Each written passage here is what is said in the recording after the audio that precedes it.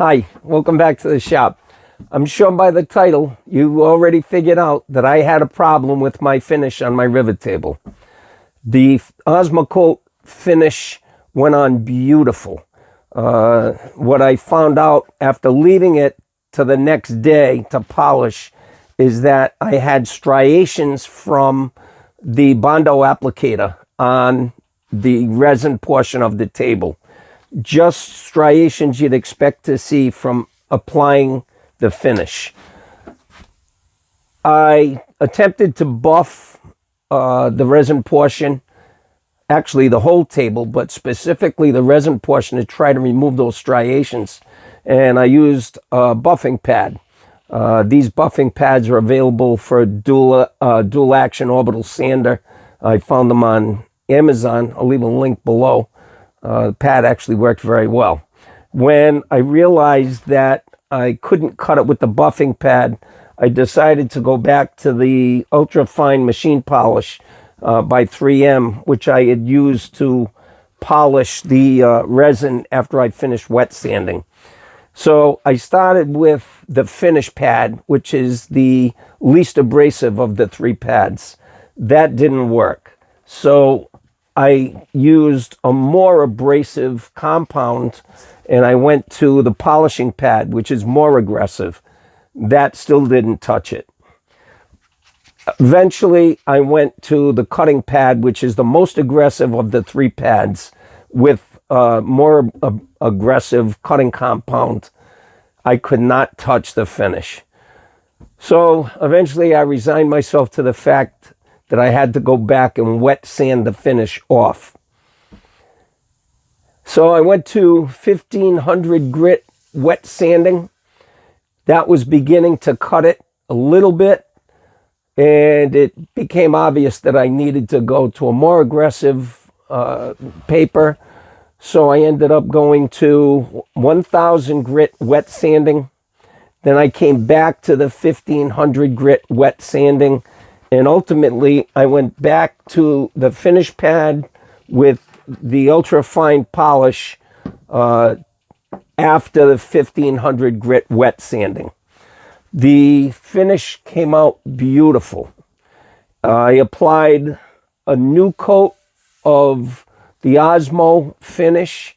This time, I buffed it out with this buffing pad while it was wet. I'll show you, this is the bottom of the table in front of me.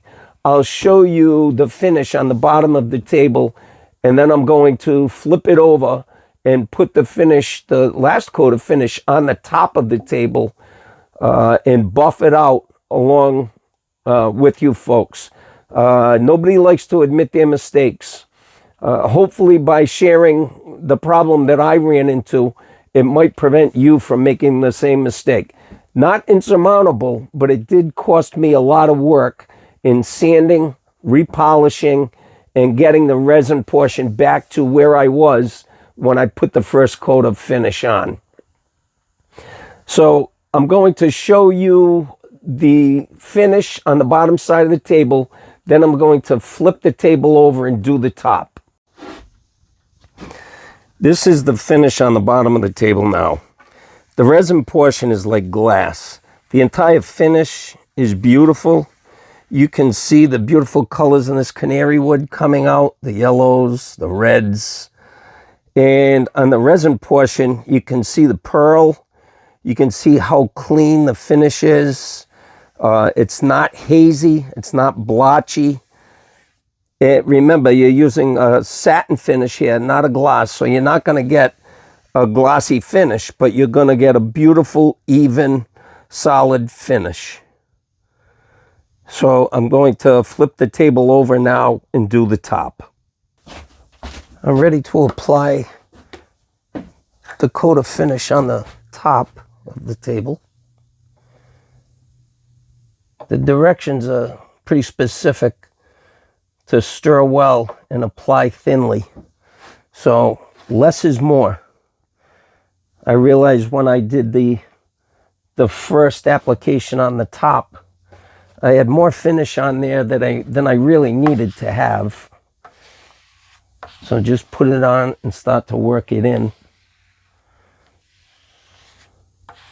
You don't need a lot. You just need to keep it going, keep it moving. And this time, I'm going to try to avoid some mistakes by polishing it in while it's wet. Make sure I don't have any drips coming down the side.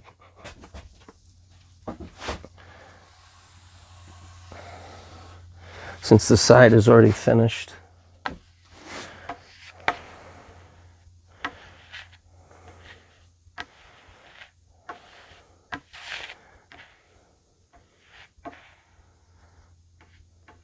I know the camera doesn't do it justice, but it's really nice to see this wood wake up. Nice thin coat.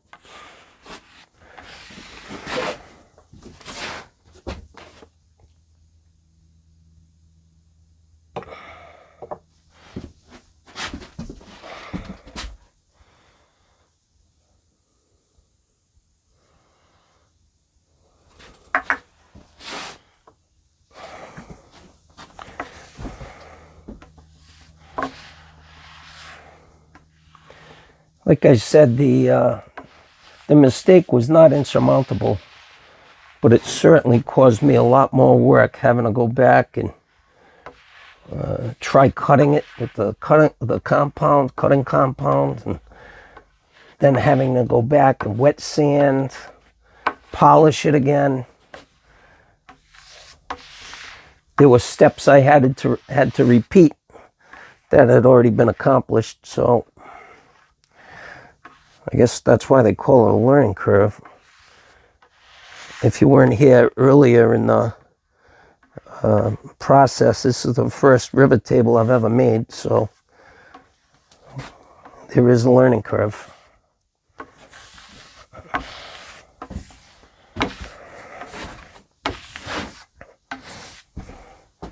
Again, I just want to get any drips.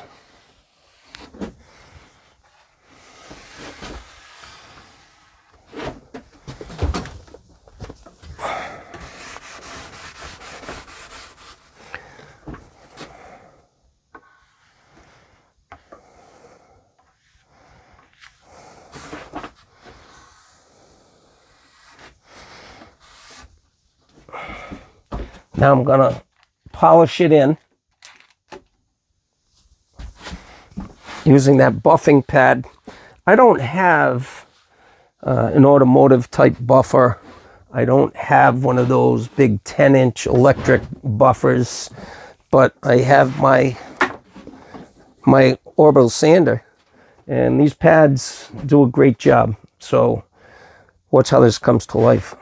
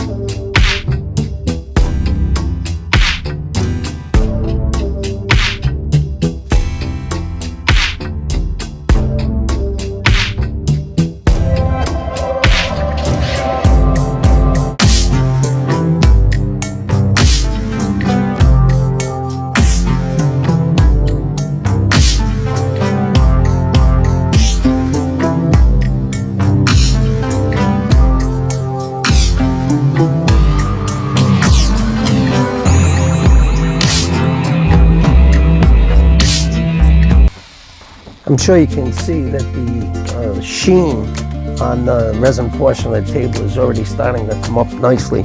Don't worry about leaving anything on the resin.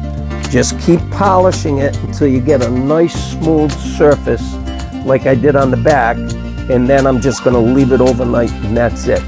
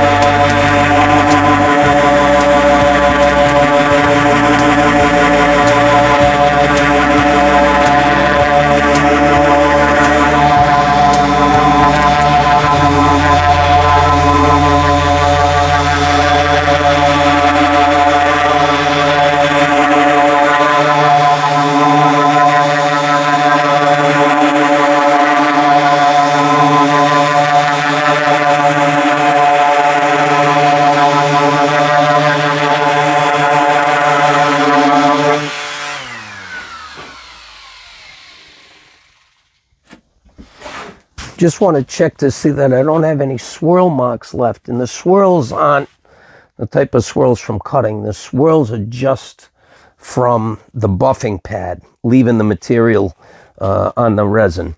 As I go along, I can buff it so that I don't get any more of those little lines. It'll become nice and flat. Let's check for drips over here. No drips.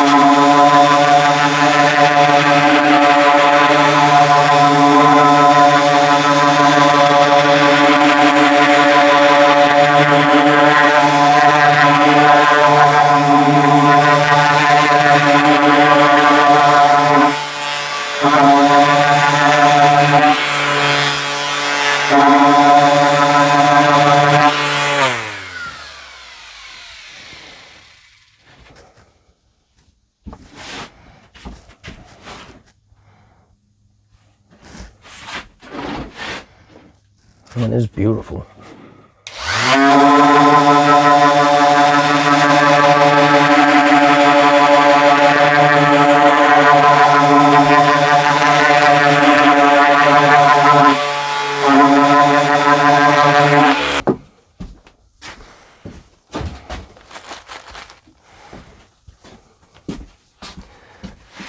I'm just putting on one more brand new pad just to finish.